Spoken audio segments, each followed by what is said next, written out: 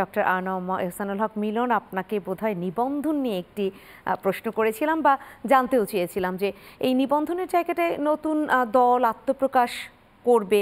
ফেব্রুয়ারি ২৬ তারিখের একটা সম্ভাব্য তারিখ আমরা পেয়েছি, সেদিন আত্মপ্রকাশ করতে যাচ্ছে বা আয়োজনটা হবে এরকমটাও বলা হচ্ছে।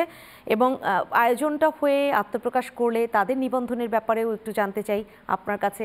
আর জামায়াতে ইসলামী বাংলাদেশ তারা বলেছে, একদম জামায়াত ইসলামের আমির বলেছেন যে এখনও আমরা নিবন্ধনটাই ফেরত পাইনি, এটা বাংলাদেশের জন্য লজ্জা। সত্যিকার অর্থে কতটা লজ্জা? আর এই নিবন্ধনের অনেকে না থাকবার ব্যাপারেও বলছেন যে নিবন্ধনে কি আসে যায়।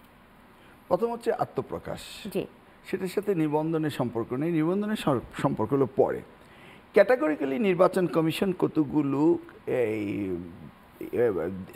ইন্ডিকেটর দিয়ে দেয় যে এইগুলি করতে পারলে নিবন্ধন, যেমন এতগুলি উপজেলায় কমিটি থাকতে হবে, এতগুলি জেলায় কমিটি থাকতে হবে, সেন্ট্রাল কমিটি থাকতে হবে, এই হিসাবে অনেক বড় ফর্ম আছে। সেই ফর্মগুলি ফিল আপ করে প্রমাণ সাপেক্ষে নির্বাচন কমিশন তখন তাদেরকে স্ক্রুটিনাইজ করে নিবন্ধন দেয়। কিন্তু 49 পার্টি এই যে রয়ে গেছে লিস্টেড, তার মধ্যে কয়জন ক্যাটাগরিক্যালি এইগুলি ফলো করেছে?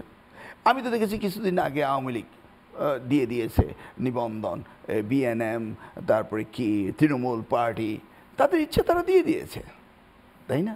তাহলে এই 49 পার্টিকে আগে রিইভ্যালুয়েট করা হোক, তাদের সেই নিবন্ধনের ক্যাটাগরি তারা ফুলফিল করেছে না পতিত সরকারের অনুরোধে বায়াসড হয়ে তাদেরকে কমিটি দিয়েছে।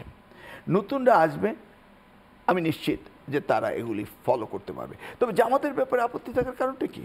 এটা তো অফিসিয়ালি সেই ফ্যাসিস্ট সরকার জামাতকে এগুলি করেছে। তো জামাত তো ঠিকই বলেছে যে আমাদের নিবন্ধন এখনও পাইনি, এটা তো আমাদের লজ্জার ব্যাপার। হ্যাঁ, দেখি নতুন নির্বাচন কমিশন, ওরা তো কথা বললেই বলে যে রেডি, আমরা তো রেডি আছি নির্বাচন করার জন্য। দেখি এগুলি তারা রেডি করেছে কিনা। নির্বাচন কমিশনের যে কত গুরু দায়িত্ব রয়েছে, তারা মনে করে, হাবিবুল আওয়াল মনে করতো যে ইলেকশন করিয়ে দিলে হবে, 3 জনের মধ্যে 2 জন এসেছে, 2 জনের ভোটে 1 জন জিতে গিয়েছে, এটা তো ইলেকশন বলে না। তারা ইলেকশনের কনসেপ্টটাকেই তারা ডাইলুটেড করে ফেলেছিল হাবিবুল আওয়াল সাহেবরা। তো এই ইন দিস কেস নির্বাচন কমিশন তারা কি করছে, তারা পার্টিগুলিকে মনিটরিং করছে কিনা। এই যে সংস্কার কমিশন অনেক কথা বলেছে, কিছু কিছু সংস্কারের কমিশনের রিপোর্টে নির্বাচন কমিশনের কিছু কিছু ক্ষমতা খর্ব হওয়ার সম্ভাবনা আমি দেখেছি ওটা পড়ে। এই যাদের ক্ষমতা খর্ব হচ্ছে তারাই দেখছিলাম রিয়েক্ট করে বসছে। আরে ভাই, এখন তো এটা পাস হয়নি, এত সকলে রিয়েক্টের দরকার কি? তাহলে আমরা যদি আমাদের দলীয় যদি কোনো কিছু খর্ব হয়, আমরা যদি রিয়েক্ট করি, তাহলে তো সংসদ কমিশন কিছুই করতে পারবে না, সংস্কার তো অ্যাকসেপ্টেডই হবে না। কিন্তু বিএনপি এমন একটি অবস্থায় জনগণের কাছে বলেছে, তারা যা এই সংবিধান এবং নির্বাচন কমিশন সব সংস্কার নিয়ে যে কথাগুলো বলেছে, এগুলি একটা প্যাকেজ কিন্তু আমরা 31 দফায় দিয়ে দিয়েছি। এটাকে কিন্তু এখন, এটা কিন্তু এই সরকার পতিত সরকার যাওয়ার আগে আমরা দিয়েছি। তো এই আমাদের এই 31 দফা রয়েছে এবং সেখানে আমরা বলেছি। তাহলে কি করতে হবে? যেটা বলেছে ইলেকশন ম্যানিফেস্টোতে কি বলবো, সেটা এই জাতীয় ঐক্যমতের দরকার।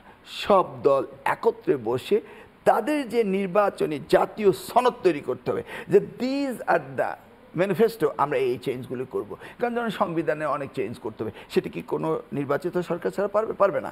তাহলে নির্বাচিত সরকার এসে কি করবে, সেটা আগেই রাজনৈতিক দলগুলো জাতীয় একটি সনদ করুক,